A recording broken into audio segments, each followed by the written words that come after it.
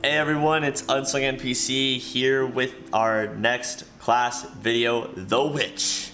The Witch is by far like my favorite arcane caster in this game. I love magic that comes from other sources like patrons and spirits and things like that.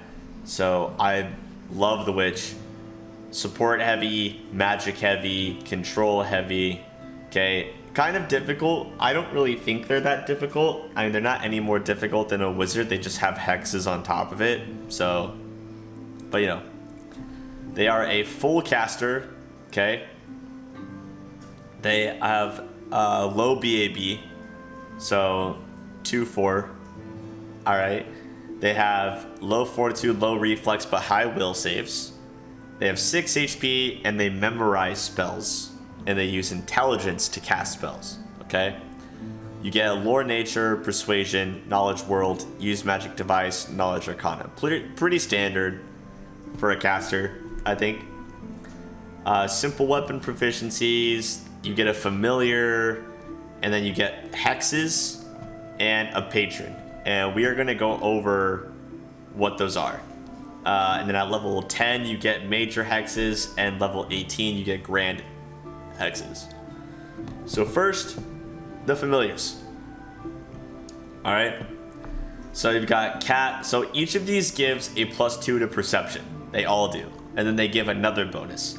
So cat +3 to stealth, centipede +2 to will, chicken +3 hit points, not very good.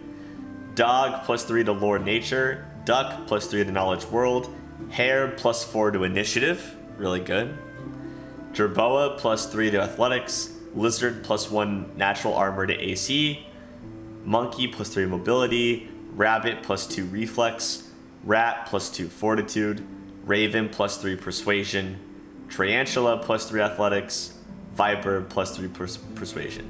I typically go for either I typically go for either the hare for initiative or one of the ones that gives +2 to saves. So the centipede, the rat, and the rabbit are all great. I think the +2 to saves ultimately overall is going to be better than +3 to a specific skill check, because saves are just going to be used so much more often. It's just going to be worth more. So that's my 2 cents on it. We'll go with centipedes, kind of one of my faves. Just because I like centipedes, but we'll go on. Patrons. Okay, these are the different witch patrons they can have. Basically, what a patron does is it grants you bonus spells. That's it. They don't grant you any sort of powers or anything like that. There's no, there's not any hexes that require specific patrons or anything. It's just bonus spells. That's it. Okay? So, agility grants you expeditious retreat, cat's grace, haste, freedom of movement, polymorph, cat's grace mass, polymorph greater. This, honestly, I feel like this would be one of Pondor's favorite patrons. If Pondor was to make a witch, I feel like agility would be one of his top ones, because he's my speedrunner Twitch friend, and he likes haste a lot. He likes freedom of movement. He loves polymorph, and he uses expeditious retreat sometimes too. So definitely a good one if you want to go fast. Ancestors: bless, aid, prayer, shield of dawn, burst of glory, heroism, greater, bestow grace of the champion, angelic aspect greater, and then weird. It's a good array of spells. It's nice that it's you get some divine spells in there, since witches are typically arcane casters.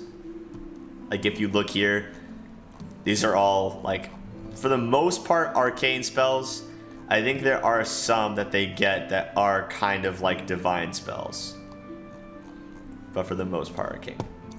Deception: vanish, invisibility, displacement, confusion, phantasmal web, serenity, invisibility mass, angelic aspect greater, and weird.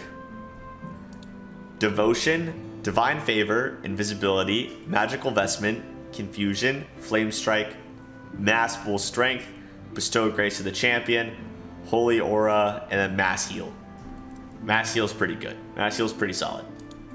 Elements is Shocking Grasp, Acid Arrow, Fireball, Dragon's Breath, Flame Strike, Acid Fog, Caustic Eruption, Polar Ray, Icy Prison Mask. I mean, these are some of the best spells for elements. Like Acid Arrow's great, Fireball, Acid Fog is awesome. I love Acid Fog. It doesn't go through spell resistance, just burns right through it. Icy Prison Mask is a great one. Flame Strike is pretty neat. Not in this game particularly, but I like it. Endurance. Stunning Barrier, Bear's Endurance, Protection from Energy, Thorn Body, Spell Resistance, Bear's Endurance Mass, Greater Restoration, Polar Ray, and Sea Mantle. Polar Ray is an interesting choice. The rest of them are pretty sound though. Healing. Remove Fair, Restoration, Lesser, Remove Disease, Restoration, Cleanse, Pillar of Life, Restoration Greater, Cure Critical Wounds, Mass, and then Heal Mass. Like these, if you want to make your witch a healer, this is the patron to do so. There's no other choice for you. Like this is the one. Insanity is the enchantment one. Color Spray, Hideous Laughter, Hold Person, Confusion, Mind Fog, Serenity. Serenity is one of my all-time favorite spells. I love Serenity. Insanity, Cure Critical Wounds Mass, Overwhelming Presence. Mercy, Shocking Grasp, Eagle's Splendor, Remove Curse, Restoration, Cleanse, Inspiring Recovery, Resurrection, Euphoric Tranquility, and Mass Heal. Shadow is Shadow Conjuration, Shadow Evocation, Phantasmal Putrefaction, Shadow Conjuration Greater, Shadow Evocation Greater, and Shades. I mean, like, Shadow Conjuration and Shadow Evocation basically unlock Evocation and Conjuration spells. So this one, Shadow is a really powerful one, I think. If you really want to focus on those illusion shadow magic things, then I think Shadow's a great one. Strength. Divine Favor, Bull Strength, Heroism, Divine Power, Righteous Might, Bull Strength Mass, Legendary Proportions, Frightful Aspect, Heroic Invocation. If you want to make a strength-based witch, holy crap, this is your move right here. This is the way to go. I mean, all of these spells are going to be useful to you. Transformation. Longstrider, Bear's Endurance, Beast Shape 1, Beast Shape 2, 3, Dragonkind 1, 2, 3, and Shape Change. This is also more of a strength-based witch build because when you use Beast Shape and Dragonkind, it's most likely going to be beasts that increase your strength score, okay, more than anything. So if you have a shit strength to begin with, it's only going to bring your strength up to par. It's not really going to feel like a boost. So if you're going to do transformation or strength, I recommend having more strength stat as a witch, which is totally valid. Winter. Snowball, which is a fantastic spell because it doesn't go through spell resistance either. Resist Fire, Protection from Fire, Ice Storm, Icy Prison, Cold Ice Strike, Icy Body, Polar Ray, Polar Midnight. No Icy Prison Mass. That is disappointing. That's really disappointing that you have to be elements to get Icy Prison Mass. For shame. For shame. I don't like that. I don't like that. Honestly, the best ones in here, in my opinion, Agility, one of the best ones. I would say Deception's okay. There's an archetype for Deception, though, that I think makes Deception better. So I wouldn't say. Healing, great one. Shadow, great one. Strength and Transformation are great if you do strength-based. I mean, if you want to go Winter Witch Prestige class, then Winter is your only option, really. And I like Winter. I love Ice spells. Ice spells are great. Elements is pretty good, I think. Honestly, Endurance is pretty solid. I think the ones... This might be easier if we just go through the ones that I don't think are that great. I don't love like, Ancestors is okay. I just think these buff spells are better catered to, like, having someone else in your party do them. Devotion's kind of meh, all over the place. Insanity's not great in this campaign. I'm not a big fan. Mercy's okay. It's kind of like a worse healing. Healing's just better than it. So, yeah. Those are my 2 cents on the patrons. Hexes. So, there's a lot of hexes. There's not really that many, actually. Okay, so we're going to go through, kind of talk about what these hexes do. Ameliorating, okay? You touch a creature and suppress it from a negative condition. Dazzled, fatigued, shaken, or sickened, okay? It's number of minutes equal to the witch's level. That's a lot of suppression, okay? And additionally, you get a +4 on the saving throw against anything that causes those conditions as well. And that lasts for 24 hours. So +4 to that for 24 hours. Early on, I think ameliorating is pretty good. Because getting like shaken, sickened, or dazzled early on can be just devastating for you.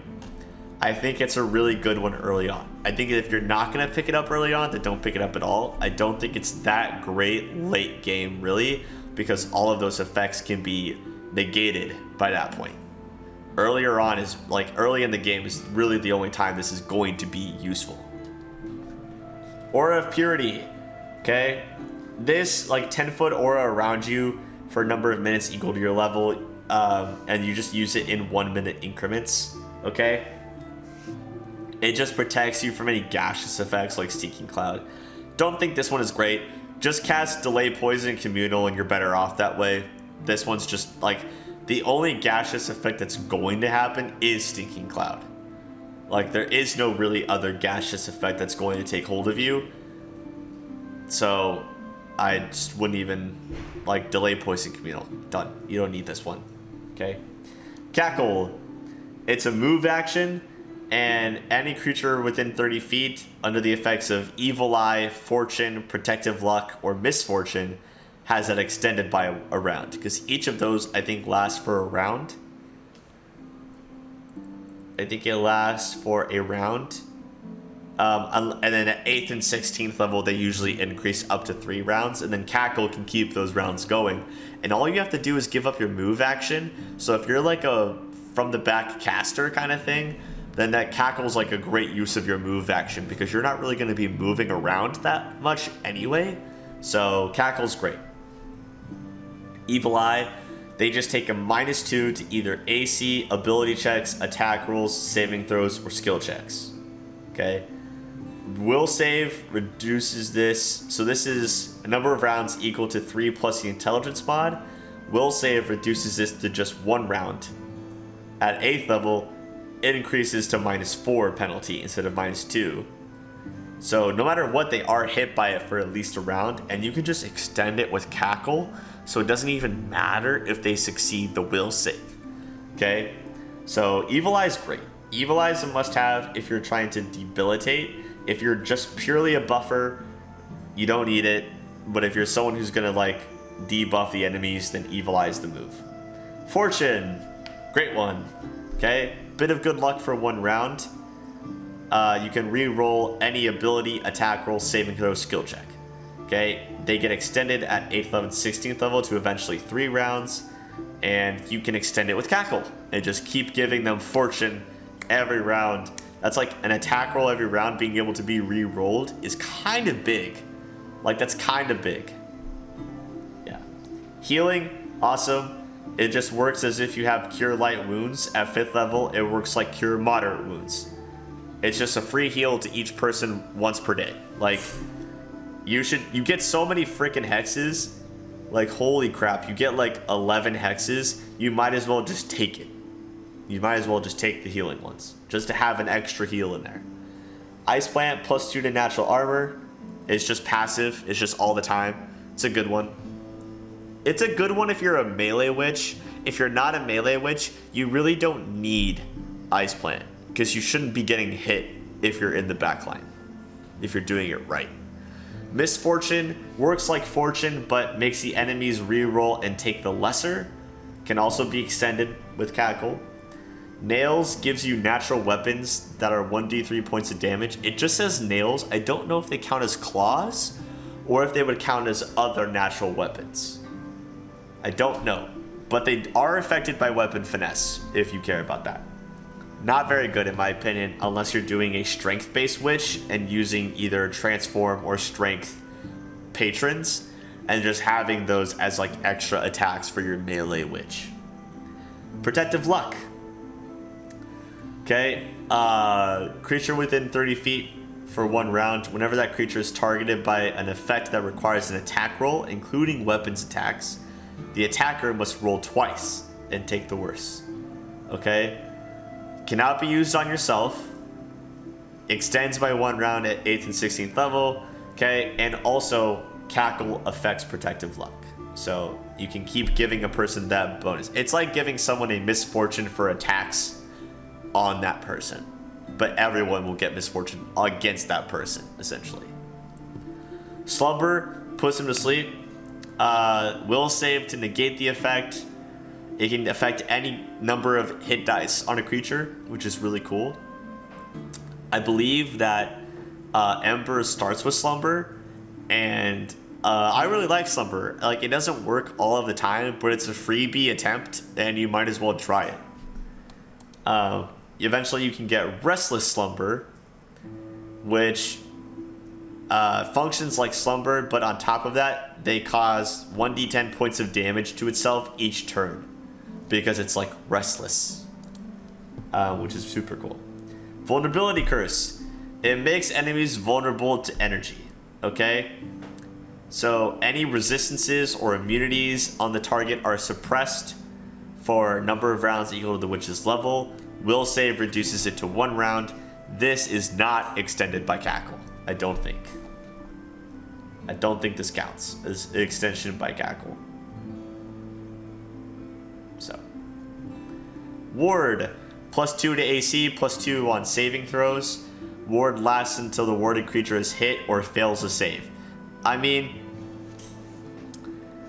and you can only use this on 1 creature at a time, okay? 1 creature at a time. You cannot use this on everybody, okay? 8th and 16th level bonuses increase by 1 each, so eventually +4. +4. I mean, +4 to all saving throws is nothing to sneeze at.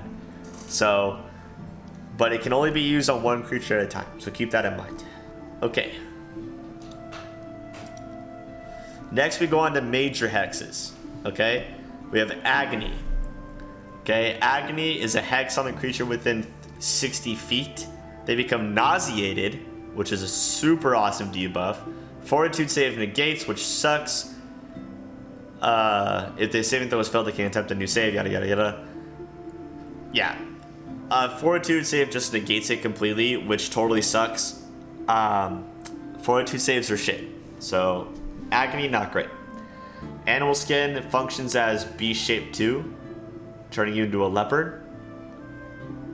Because why not? I don't think that's a great one, but there you go. Beast Gift. I like this one a lot. So, you transform a willing ally, granting them natural attacks for a number of minutes equal to the level. You can give them either a bite attack that does a d8 or 2 claws that does a d4 each. Okay? So if you've got someone that's like a strength-based character or a dex-based character with weapon finesse, like someone that gets a lot of attacks or something like that, Beast Gift just gives them another or 2 more attacks. Like, they just get more attacks. So I really like Beast Gift, and it's just a nice little boost. Like, just giving people more attacks doesn't harm you in any way. There's no penalty for this. Delicious Fright. Cause someone to become shaken for a number of rounds. As long as the witch remains 30 feet of her target, she gains +1 on attack rolls and +1 on saving throws. Dang. Will save reduces it to 1 round. This is mind affecting, so it can't be used on things that can't read your thoughts, or you can't read their thoughts, like undead, plants, animals, things like that. Right? Can you? No, you can use... Can you use you can use mind affecting on animals, they just can't be language dependent. Undead, you cannot use mind affecting effects. That's okay. Hoarfrost. Okay, target turns pale and blue, takes 1 point of con damage per minute until it dies. Saves or is cured. Okay, this isn't great. I mean, 1 con damage per minute is like not that much con. That's like 1 per 10 rounds of combat. It's not very much con damage. Not a great one. Major ameliorating. Okay, it's like ameliorating, except it works on blinded, cursed, disease, and poisoned. Okay. And you get 2 of the conditions. You get to choose 2 of them. The creature can benefit from the hex twice in 24 hours. Okay, so you can get affected by the thing twice. Each one, you choose one of those conditions. Again, at this point, you're going to have a lot of things that negate these conditions anyway. So even for Major, I wouldn't say it's that great. Poison, bleh. Disease, bleh. Curse, no one really curses you. I think I've been blinded once in this game. Like, it's just not great. Major healing is awesome. Okay, works as cure serious wounds. And at 15th level, works as cure critical wounds, which is just great. Regenerative sinew, you gain it, you touch a target, they gain fast healing 5. Okay, or it heals up to 4 points of ability score damage from 2 ability scores. That one's great. Any healing witch should have it. Honestly, as a witch, you should just take it anyway. Like I said, there's not that many hexes that are actually worth taking, so you might as well take it. And then Restless Slumber, we already went over. And then we've got Grand Hexes. Animal Servant. Turn a humanoid enemy into an animal and rob it of its free will. It works as B-Shape 2, and then you control it like Dominate Monster. That's really fucked up. But cool. Death Curse. Creature receives a will save to negate. If failed, creature becomes fatigued. On the second round, creature becomes exhausted. And then on the third round, creature dies unless it succeeds a fortitude save. Okay, not the best. I don't like that it has to go through 2 saves. That's a lot. But it is a freebie. Like, it's just a free attempt, so maybe worth it anyway. It kind of works like Death Clutch. It works like the spell Death Clutch, where they become fatigued, exhausted, then they die. Lay to Rest. As if undeath to death spell. Okay, so it's against undead. Don't worry about that. Undeads aren't prevalent in here anyway. Life Giver. 1 full round action. Touch a dead creature to bring it back to life. Functions as resurrection. Does not require a material component. Okay. Once per day, just take Life Giver. No matter what kind of witch you are, take Life Giver. A once per day resurrection with no material components is big. Just take it. You're gonna need it. You're gonna want it. Just take it. Okay? You only get 2 grand hexes anyway. One of them might as well be Life Giver. Lay to Rest is worthless anyway. So, fantastic. Okay, those are the hexes and the patrons. Easy enough. Next, we're gonna go on to the different archetypes. Elemental Witch. So you give up 1, 2, 3, 4, 5 hexes. Wow, that's like half your hexes. Holy crap. You gain Elemental Ray. So you gain an Elemental Ray ability. You get to choose what element energy it is. Does 1d6 plus 1d6 of additional damage for every 3 levels as a ranged touch attack. And touch attacks do pretty well here, so it's not bad. And then 11th level, you get to choose a second element. And then you have to take either Winter or Elemental Patron. Okay? If I were you, you could probably go Ice and then a different element of your choosing for whatever reason, and then take Winter. That does waste one of your elements because you're not going to want to take Ascendant Element twice. Please do not do that. But you can get into Winter Witch that way and have like a free ray attack on top of it. So if that's your focus, might be nice. That really decreases the amount of hexes you get though, because you'll only go 10 levels in this class unless you're a legend. And then you're only going to get 3 of the 6 hexes from the first 10 levels. So only 3 hexes. That's not a lot. But you never know. Elements isn't that... The element patron's not that great because for all of those spells to be useful, you would need like Ascendant Element unless you're just going to keep spamming Vulnerability Curse. But that's so much work, man. That's so much work for Vulnerability Curse. It's just not worth it. So this one's an iffy. This one's an iffy for me. Hagbound. Hagbound is dope shit. If you want to be a strength-based witch, holy crap, this is the way to go. You still lose 6 hexes, but like the stuff you get in return, amazing. You get Hag's Claws, which are claws, do 1d4 points of damage for a medium creature. You get up to plus 6 points of strength, plus 2, plus 4, plus 6, which is awesome. And then you become a hag. So you're a monstrous humanoid now, immunity to charm and fear, and spell resistance 31. That's pretty hefty. And then you have to choose deception, strength, winter, shadow. Go ahead, do us all a favor, choose the strength patron. If you are doing a hagbound witch, strength patron is going to be the best one for you because you are going to get so much strength inherently, and then you want to start with a good strength score, and then all of the added strength boosting spells is going to make you the most like swole witch that ever existed. It's going to be awesome. That's a really cool idea. That would be really cool for an evil playthrough. I'm doing an evil playthrough and I'm gonna play demon to swarm that walks. How cool would it be if I was a hag demon that swarm that walks? Oh, that would be sick. Oh, that would be so good. That's an idea. That is an idea. I like that a lot. Hex Channeler. You give up 1 hex and you gain the ability to channel either positive energy or negative energy. Okay? And when you do this, basically each time you can pick a hex, instead of picking a hex, you can increase the damage or the healing effects of your channel by 1d6 points. Okay? It only does 1d6 unless you increase it instead of taking hexes. So does it require a bit of a trade-off? Yes. Do I think that's a little bit better? Like, honestly, I think this is Witch Plus because you give up 1 hex for the option to channel positive energy. Don't take negative energy, positive energy, okay? And when you do that, you were able, I mean, you could do negative energy for damage if you wanted to, but I like healing. So I would do healing. You can do damage if you want, that's fine. But 1d6 points at get-go, okay? And you can make the decision each time if you want to sacrifice a hex to increase the healing or damage or not. It'll be completely up to you. No one's forcing you to do it.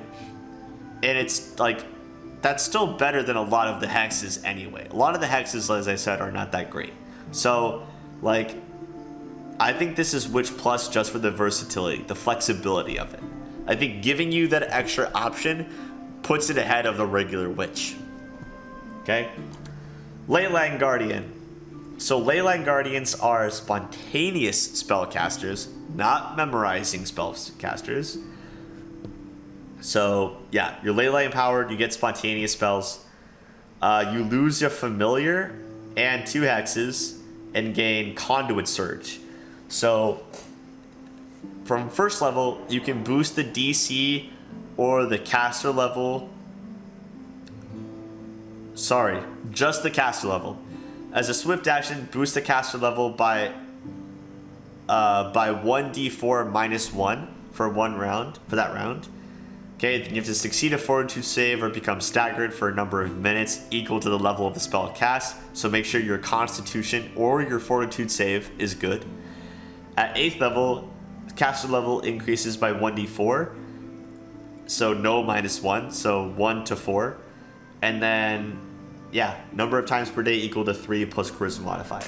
So, I mean, it's just a little It's just a little thing where you're like, boom, enhance your spells, caster level increased for whatever.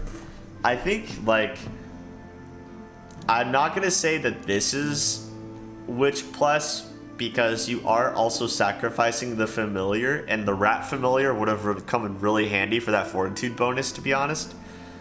But it is an option. If you want to do spontaneous casting, Igor, I'm talking to you, you spontaneous caster lover. And if you want to do the conduit search because you think it's a cool concept, then this is for you. I don't think it's bad at all. Stigmatized Witch. This one is the one that Ember is. I wouldn't recommend also being this one because that's lame. You have two of the same characters. Bleh.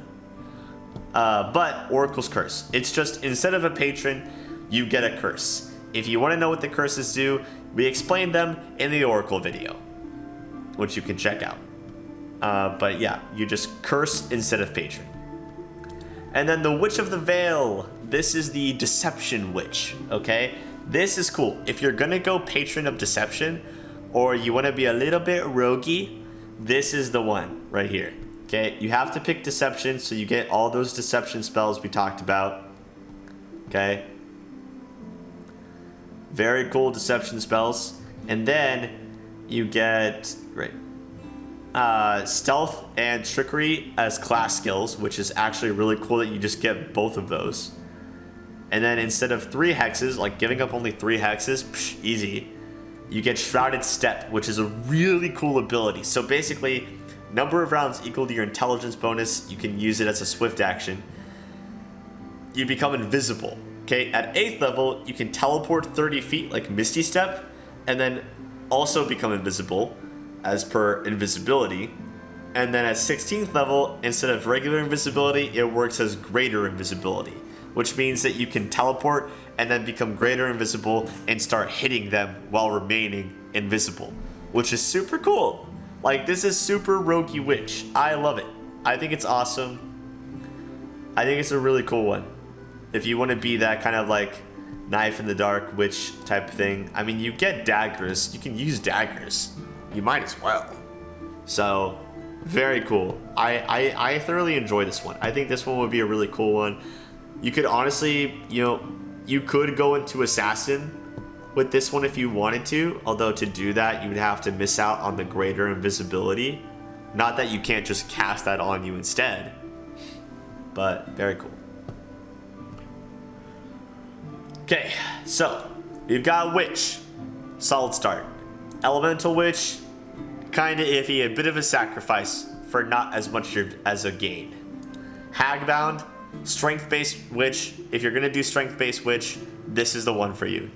I would just do it. You can also bestow curse. I totally didn't say that before. You can bestow curse at will. Okay, and its duration becomes 24 hours.